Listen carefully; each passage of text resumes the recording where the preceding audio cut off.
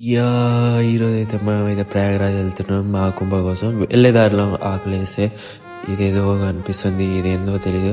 ఇది తింటే బతుకుతానా లేదా అని డౌట్ తోటి అయితే తిన్నా, కానీ సగమే తిన్న తర్వాత వెళ్ళంగానే మంచి మంచి దృశ్యాలు అయితే కనిపిస్తున్నాయి.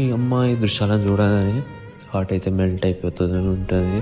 వెళ్ళే దారిలోనే మనకైతే ప్రయాగరాజ్ కోసం అని కుంభమేళలో ఫుడ్ డిస్ట్రిబ్యూషన్ చేస్తాయి. ఇది మన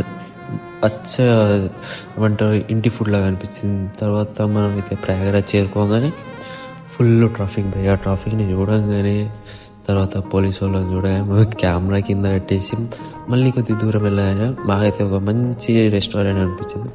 కానీ ఫుడ్ మాత్రం చాలా యావరేజ్గా ఉంది భయ్య. నేనైతే రిగ్రెట్ చేస్తున్నాను ఎందుకు నేను తెలంగాణ వదిలేసి బయటకు వచ్చినానని. But it's okay. మేమైతే ఫైనల్లీ చేరుకున్నాం ప్రయాగరాజ్ చేసుకొని మార్నింగ్ అయితే దర్శనంకి వెళ్ళిపోతాం. Follow for